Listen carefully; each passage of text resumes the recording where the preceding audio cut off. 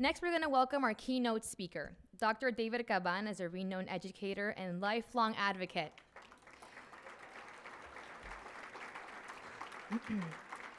For bilingual education and culture-responsive leadership, a first-generation Puerto Rican from New York City and a graduate of the University at Buffalo. Dr. Caban has dedicated his career to developing equity-focused programs within the Buffalo Public Schools. His work has transformed how Hispanic students experience education, fostering academic success while celebrating and preserving cultural identity. He was instrumental in launching dual-language bilingual programs at both Herman Badillo Bilingual Academy and Olmstead Elementary School. Dr. Caban also made history as the first Latino principal in the Buffalo Public Schools. In 2024, the auditorium at HBBA was named in his honor, a lasting tribute to his decades of service to the Latino community. He retired in 2005 after serving 3 years as Assistant Superintendent for Leadership and Evaluation, becoming the first Latino to hold that position in the district. Today, Dr. Caban continues to shape educational leadership as a consultant with the National SAM Innovation Project, focusing on effective time management for principals. A trusted voice in educational policy, he mentors school leaders, champions equitable access, and advances inclusive learning practices. As a community advocate, Dr. Caban continues to seek equity and opportunity for English language learners through his service as a chair of the Multilingual Educational Advisory Committee, which advises the superintendent at Buffalo Board of Education on issues related to ELLS. Dr. Caban's life work reflects the spirit of familia, unity, belonging, and collective progress. Thank you very much. Thank you. Thank you. I'd like to, I spent 22 years at a school called the Herman Badillo School. And before I'd like to ask, how many teachers, former teachers at Badillo are here this evening? Could you stand up? This morning. Could you stand up, please? Please stand up. Heidi, I know, Denise. Okay. These are the teachers that made the difference. I'm going to talk about the program, but I just want to acknowledge these are the individuals that should be acknowledged. Do we have any former students? I know I had one. Yeah, would you please stand up? He visited this. Okay.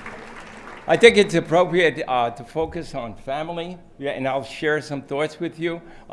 But before I do, I'd like to introduce my family. We're here together today. We're spending a weekend together as just as the men of the, and we're going to be going up. But I'd like to introduce Dr. Paul David Caban. He's a teacher at Depew High School, and I want to emphasize 25 years in that position. Michael Caban, okay, is the principal of Amherst Christian Academy, okay, and has been in that position for the last 18 years, okay? And the pride of all of us is Johannes, a nice Puerto Rican name. Johannes Caban, okay? Just a delight to have. I'd like to just share with you 2 decisions that I made that had an impact not only on me, but on the positions that I took, as well as the people that I worked with. And it really, as I reflect back on the 35 years with Buffalo Public Schools, these 2 decisions really were pivotal. And I'll begin not with the first decision, but how it all led to that first decision. And that is, there was 15 of us. The program was called the Spanish English Development Program. Roger Baglam was the director at that particular time, or he wasn't a director, he was actually a project administrator. And 15 of us were selected. We're bilingual teachers from different locations, but the community wanted services for English language learners, and the majority of them, or 99%, were from Puerto Rico. These teachers were placed in different locations. I was one of them, and I was placed at the Badillo School. At that time, it was called School 76. And I was the only one, and to this day, I don't know why, that had a self-contained room. I had 26 students, 26, 3rd grade to 8th grade. Special needs students all included in that. And I didn't know better. I just went And we started off, and I had a fantastic first year. They were hungry to learn English, and I was their teacher. Margie Vasquez was the teacher aide in the building, in the classroom. That year was a successful year. At the end of the year, they asked me, would you mind writing, or would you make an attempt to write a proposal so we could have a bilingual program at the school? And I said, yeah, I would do it. The promise was, you'll have that PA position if it's granted in September. Well, that summer, I went to Madrid, Spain, a part of an NYU program in bilingual education. That was the only university that was offering, at that time, a bilingual education. When I returned, the position was given to someone else. And I was disappointed. I was really, truly disappointed, but I didn't realize at that time it was a blessing in disguise. And I say that because I needed experience in the classroom, so I spent the next 5 years at school and teaching the same students, going through the grades, and as we went up, I went up and I became a resource teacher there. But after 5 years at Badillo, I decided to take a position at Grover Cleveland High School, coordinator of student affairs and the bilingual program there. And again, it was a great experience, more in management and administration. I was part of the administrative team, and the experience was very, very positive. But after 5 years there, I had to make a decision, and this is the first decision I was referring to. My superiors asked me, look, you're in a position with the administrative team here, stay here, and you will be the principal of Grover. And I wasn't in agreement. My heart was not there. I wanted to go back to Badillo, and I did. I applied for a PA position, project administrative position, in the very same program that I designed 10 years earlier. And I was accepted. The community accepted me there, and I started in April. 3 months later, I was appointed principal of that particular school, the Herman Badillo School. And even though I appreciate the applause should go to the teachers, because we started a program there, and basically the task was to redesign the program so it was more effective. It needed to be retooled. So the teachers and myself, we pulled together and we designed the program. There was community input in that, and we designed the program. And in essence, it was a 50-50 two-way dual language bilingual program. Very briefly, it talks about Spanish-dominant students who want to learn English. Okay, while they're learning English, they learn the content in their native language. And at the same time, we had students who were English dominant. Majority of them were from Puerto Rico also, but they were born here in Buffalo, and their Spanish was limited. So they wanted to learn. They wanted to learn Spanish. So we joined them together, okay, in the classroom, and they were models for one another, right through the grades. And they spent 50% of the day in Spanish and 50% of the day in English. Very effective program as it went through the grades, but mainly because there was the longevity of the teachers and they stayed. Most of these teachers were from this community, and they were from the Lower West Side. And the aides, all the aides were from the community, and they were committed.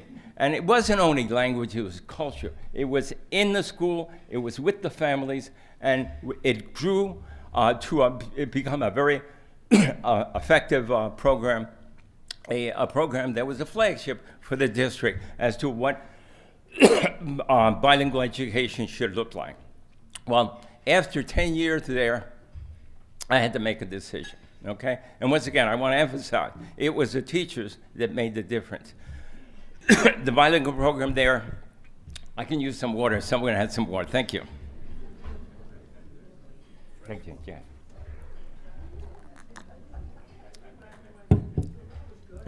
The decision, I had to make a decision. And this is a critical point. It was a decision, as I looked around, I saw a lot of people come through the community.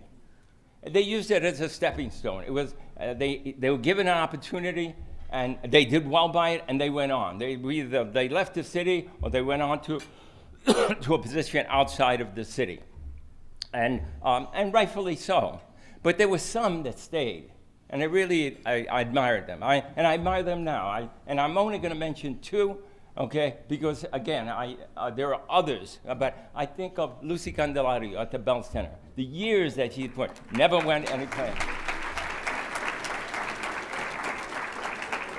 I think of David Rivera, Councilman David Rivera, okay? Man, he's always there. Always. He's the voice of the community. Okay, I don't have to mention Kaz. Kaz, again, tremendous admiration for Kaz's work that he's done. Volunteer all the time. I don't know how he does it. Okay, I don't know how he does it. But I had to make a decision, and there was, at this particular time, a program that was being offered to two schools in the city of Buffalo. One was called, the program was called Community Schools Project, and it was offered to Badillo. And I knew that, and I said, well, instead of moving on, and again, the aspiration, usually the ladder goes, you go on to take a central office position, or you go on to a high school position. I already spent 5 years at Grover, so I had that. So it would either central office or go on to another district and become a superintendent there. But I felt an obligation to this particular community. And I saw the need, and I saw what was happening where people would come, they'd say a while and leave. And that's steadfastness, that longevity. You build skills, you become the voice, as example of the individuals that I've mentioned this morning. Well, I decided to stay. And there were two people very instrumental, Nilsa Pineda, who was the community ed leader, and Mike Samato. Both, they were so loyal and they worked so hard, and we began a venture. And that's what I'd like to share with you. And this is family focused. Family focus. Just the programs that we were able to implement had a tremendous positive impact on this community and the neighborhood that we're in. I'd like to show one of the slides, if I could. If somebody's available with the slides.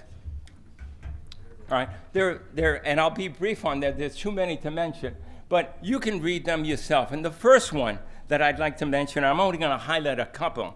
But the first one was the television station. This is 1990. School was 8 to 3. After that, school was closed, evenings, night. We turned that upside down with the effort and the work of volunteers within the community. But this one was really interesting. This was Millard Fillmore Hospital at that time. Now it's Collider. Millerfield Hospital gave the funds. We had a partnership with them with WIVB Channel 4. And what they did is, one Saturday, we asked the community to come in, volunteers, and what we did is wired the entire building with the cables. Millard Fillmore provided the television from their hospital. They gave them to us. Every classroom was wired, and there was a broadcasting station right in the balcony. They came in, they trained the students. Students were able to hear the morning announcements by their fellow students in the broadcasting in the balcony and in their classroom. They heard it every single day. It just, again, changed everything regarding how can you do such a project that would be so expensive. It's with partnerships and volunteers and with that kind of unified effort. Another one that I'd like to mention to you, and this one is, again, I remember it like it was yesterday. This was a situation where in Latino culture, El Día de los Reyes, the Three Kings Day, it's extremely fun. Again, it's a celebration, the songs and so on. So what we did, okay, we rented a wagon with horses. Okay, in the auditorium, we started off and we started singing some of the famous and well-known songs, caroling. Basically, it was caroling. Teachers, students got on the wagon. This is January 6th, and it was cold. And we pulled it. We rode around the neighborhood, okay, singing and caroling. Their families came out on the balcony. They waved to us. They enjoyed it as much as we did. But we were cold that particular day, and it was just a beautiful event. I remember it so well. What kind of impact can you have on a family? A tremendous impact. All right, I'd like to just the next slide, please. Just show you again. These are the things that can be done in a community. I'd like to go with that second one, the host program, helping one student to succeed. Again, volunteers from the community, partnerships that we had with different businesses and organizations. This one, where we had to have what was called remedial reading, all right? And we needed volunteers, so we had people from businesses as well as community members. They came to the school, they got a script, a computerized script of a lesson plan, plus a book, and whether it was in English or Spanish, they worked with the students 2 days a week in school during the day, okay, helping them bring up their skills in reading. This was done throughout the year, but with the support of businesses, the partnerships that we had, as well as the members of the community willing to volunteer and work with those students. The other one that I'd like to mention is on top, the parent recognition. Part of a quarterly recognition, we wanted to recognize the students who had honor roll, merit roll, and it's part of just about every school had that. But we had one additional thing. We wanted them to be there, so we gave an attendance award. And the first time we did it, the other students laughed at those students because they were getting for attendance. What is that? But once we put medals that they would receive displayed right in the front office, these students began to realize, look, I would like to get that particular medal. And we started recognizing those students who are who had perfect attendance, and not only for 1 year, but for several years. We had at that particular time 96% attendance, unheard of on this time. But if they're not there, they can't teach them. Really well done. Okay. I just with that honors assembly, and here's one that you would really enjoy. We honored the parents. We honored those parents who came to the school to see their son or daughter being honored at the assembly. We honored those parents. One particular quarter, it was near Mother's Day, and what we did is we gave those parents who came to the school, we gave them flowers. It just turned it upside down. What you can do when you honor families, and that's what I'm trying to reinforce here. Okay. And the last point I want to bring out in this community school effort, all right, this is a school, okay? And what we did is turned it into a center where parents could come in. If we offered a GED, not in English, but in Spanish, because GED in English could be had any place, but GED right in the school during the day, parents could come in and get their GED. On top of that, if they were illiterate in Spanish, we had literacy in Spanish for those parents who wanted to. That was addressing the needs of our particular community, and it had an impact. The last one I'd like to mention is that neighborhood block clubs, and I believe that's number 4. If that's so, would you race it through? That you're on 3. Give me 2 more, and we'll wrap it up with that. The neighborhood was probably an initial effort that we made, and we contracted with ECC to do a survey in the community. It was a 2-layered survey, and what they pointed out was crime. And then we gave a second one, and we asked them, well, what would you like to address? What would you like us to put efforts in to address it? And they said, well, we'd like to address the gangs in the neighborhood, okay, the drugs in the neighborhood, and the prostitution that was going on right in front of the school, going up and down the streets, okay. This was the kind of target that we had with the police department, with the neighborhoods. We addressed all of those. We cleaned that up so that families could be healthy within the neighborhood that they live with. Again, I can't get over how the impact that had, and it was all addressing families. It's not the individual child, it's the package, where they come from, and addressing their needs does have an impact. In 2002, at that particular time, I had 22 years at the Badillo School. A position opened up in Central Ohio. It was a new position. It was called Assistant Superintendent. It was educational leadership, and I did take that. And that I stayed with 3 years, and then I retired. I retired to do a full-time work in the sense of volunteer work. And that's what I'm asking you. Can we go with the last slide there? This is a pitch, okay? Right now, I continue to do volunteer work. I'm very involved in the church that I'm at. I teach Spanish at Michael, my son's school, okay? And I also am a chair of MIAC, Multilingual Education Advisory Committee. It's an effort, and we have difficulty getting volunteers to help us. I know the aspect that this institution, the Hispanic Heritage Council, needs help, and I encourage you, but if you want to help with the education of English language learners, and this is all ethnicity, all language groups, I would please contact me. I'd love to have you. We need more volunteers to have the kind of support that the district needs to address the needs of English language learners. So I'll end with that, and I hope I shared with you something that very precious to me. It was a wonderful 35 years, but those years at Badillo were things that I'd never forget, because it wasn't work. It was a joy and a pleasure to work with my colleagues, okay, to have the impact on the families within the communities. And to this day, the young man here, I remember him coming to the office. Those teachers had an impact, and we can do that within our own community, but we have to work together. It is about people. Adios. Muchísimas gracias, Dr. Caban. No te vayas. Wait, stay right here. We're going to invite Casimiro on stage to go ahead and give you guys, take a picture.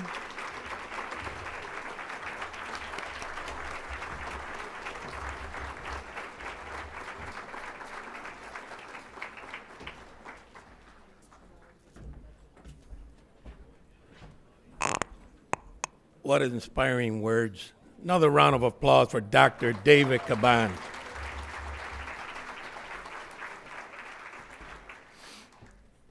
David, you've been a beacon for our community in education. You've touched generations and community. You know, I was listening to your speech there, and you hit on culture. That's what we're made of. Partnerships. We can't go anywhere without partnerships. Parents, very important in the lives of our children. Family, that's where it all comes together, with the family. And last but not least, community. That's the way we move forward, as one community. On behalf of the Hispanic Heritage Council and this entire audience that are here today celebrating Hispanic Heritage Community Breakfast, we'd like to present you just a token of appreciation. Not much, but just a token of appreciation. On behalf of this entire community.